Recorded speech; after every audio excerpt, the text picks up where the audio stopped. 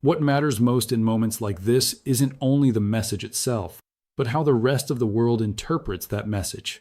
In international politics, perception often carries as much weight as reality. And when the side that is considered weaker, in this case Iran, publicly turns down a ceasefire proposal, the global narrative can shift very quickly. Suddenly the story becomes simple and powerful. A global superpower appeared ready to pause the conflict, while a regional power refused. That version of events might not capture every layer of complexity behind the scenes. Diplomatic negotiations are rarely straightforward, but narratives do not need to be perfectly accurate to influence global thinking. They only need to spread widely enough that people begin to accept them as truth. And that narrative is now circulating rapidly among governments, analysts, and political leaders across the world. So the real question becomes, what does this decision reveal about the strategic thinking of both sides? Let's begin with Iran. By rejecting the ceasefire publicly rather than engaging with it privately while maintaining a tough public image, Iranian leadership may be signaling several things about its current calculations. First, Tehran may believe that continuing the confrontation provides greater leverage than stepping back right now. That calculation could come from multiple factors.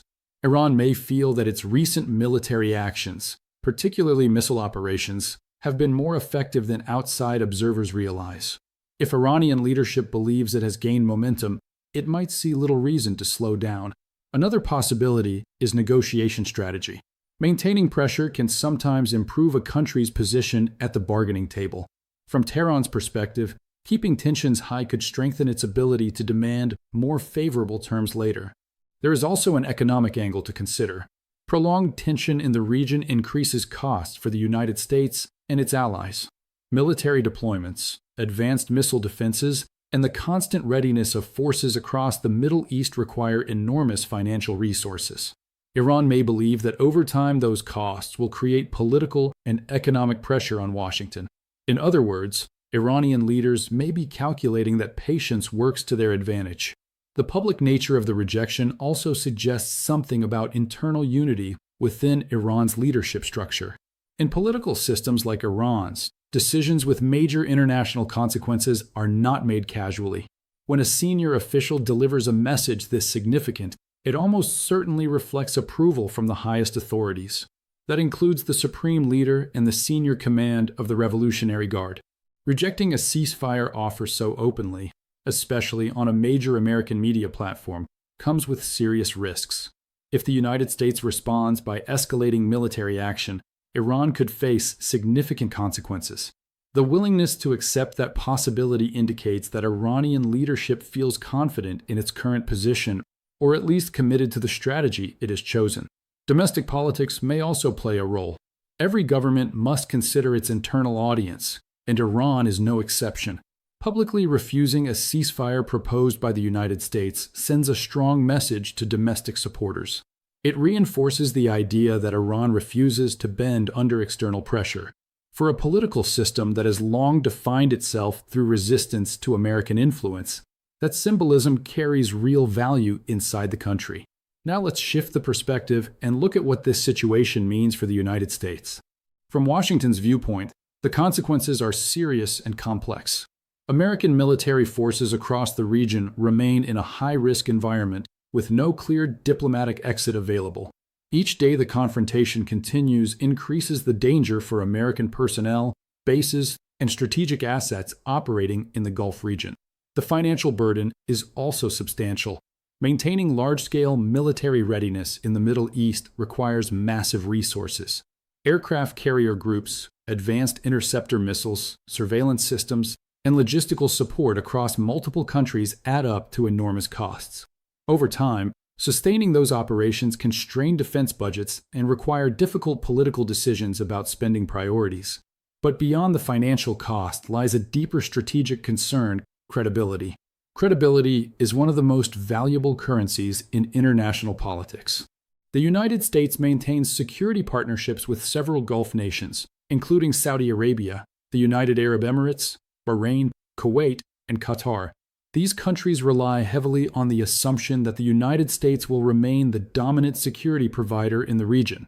When they see Washington seeking a ceasefire and being publicly turned down, it can raise uncomfortable questions. Not necessarily about American military strength, because that advantage remains overwhelming, but about the long-term willingness of the United States to endure the costs of prolonged conflict. For countries located close to Iran, any uncertainty about American commitment can be deeply concerning. When allies begin to doubt the reliability of security guarantees, they often start adjusting their strategies. They may seek additional partnerships, diversify their defense relationships, or quietly explore ways to reduce tensions with potential adversaries. Over time, that kind of hedging can weaken the entire security structure that has defined the region for decades. At the same time, America's global rivals are watching carefully. China is paying extremely close attention to every development. Beijing faces its own potential confrontations with the United States, particularly regarding Taiwan and territorial disputes in the South China Sea. Chinese strategists study situations like this to understand how Washington responds when pressure increases. If they conclude that rising costs eventually push the United States toward de-escalation, even when it holds military superiority, that perception could influence Chinese decisions in a future crisis. Russia is making similar observations. With tensions between Moscow and Western nations already high because of the war in Ukraine, Russian leaders are equally interested in signals about American endurance and political resolve. Every move in this confrontation sends a message that other powers are carefully analyzing. The economic impact is also significant. Energy markets reacted quickly after Iran's rejection became public. Oil prices moved upward as traders assessed the increased risk of prolonged instability in the Persian Gulf. This reaction is easy to understand. The Gulf region plays a critical role in the global energy system, producing and exporting a large share of the world's oil. One location is especially important: the Strait of Hormuz.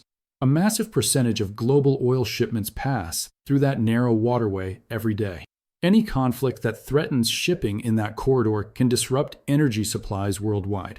A ceasefire would have lowered the risk level and reduced the tension affecting markets. But with negotiations stalled, uncertainty remains, and that uncertainty often pushes energy prices higher.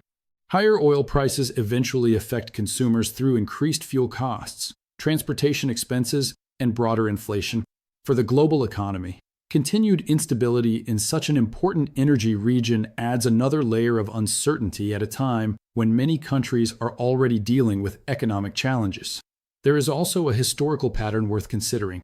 Public diplomatic rejections of this kind are relatively rare, but when they occur, they often mark important turning points in conflicts. During the Korean War and later during the Vietnam War, negotiations stretched on for years as opposing sides refused proposed terms. Those prolonged stalemates placed growing pressure on American politics and public opinion. History never repeats itself exactly, but the pattern of a stronger military power being publicly defied by a determined opponent has appeared before, and it has often carried significant political consequences. So where could this situation go from here? Several paths are possible. One option is that the United States increases military pressure in order to push Iran back toward negotiations. That could involve expanded strikes on military infrastructure or intensified naval operations in the region. However, stronger pressure could also provoke stronger retaliation. Iran might respond by targeting regional energy facilities, increasing attacks on American bases, or attempting to disrupt shipping routes that are vital to the global economy. Another possibility is that Washington maintains its current posture without major escalation while searching for alternative diplomatic channels.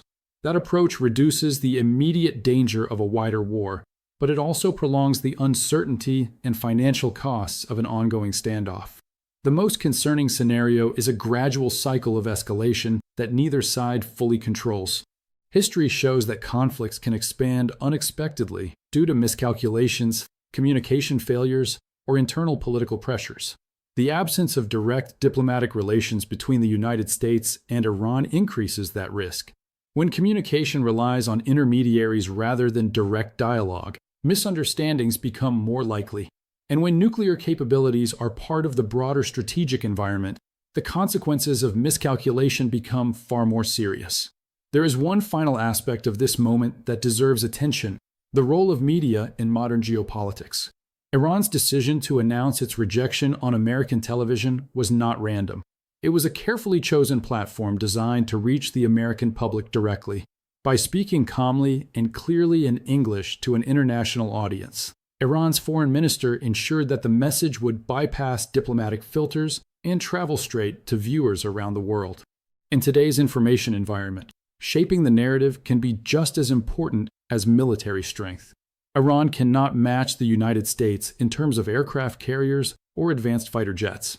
But in the realm of messaging and public perception, it demonstrated that it understands how to operate on the global stage. And that is why this moment could prove significant. It may represent a turning point in how the conflict evolves. The proposal was made, the rejection was delivered, and the entire world watched it happen. Allies saw it, adversaries saw it, markets reacted to it. Now the question everyone is asking is simple: what happens next?